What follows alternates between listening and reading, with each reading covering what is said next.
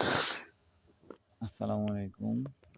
আমি আসলে যে ট্রান্সফরমারটা আমি ভিডিওতে দেখাইছি, ওইটার জন্য একটা পিসিবি বোর্ড রেডি করছি।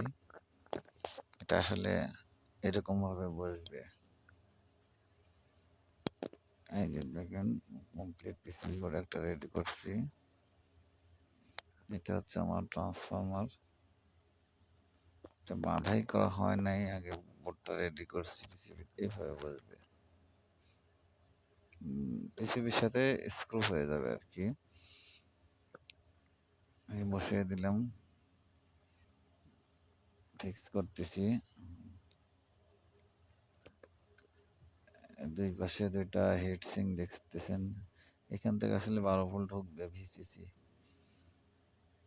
ঢুকে এই পাশ দিয়ে আবার ব্যাটারিতে যাবে আর কি। এই পাশে একটা হিট সিঙ্ক, 10টা মসফেট দেওয়া হয়েছে।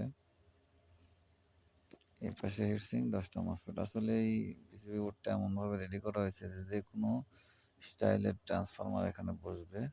ইন্ডাক্টরও বসানো যাবে, আবার এমনি ট্রান্সফরমার বসাতে পারে।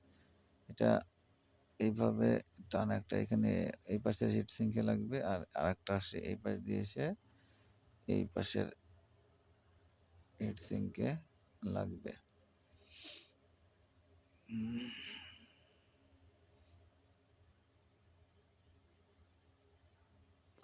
এটা হচ্ছে feedback block, feedback section, section by section করা হয়েছে।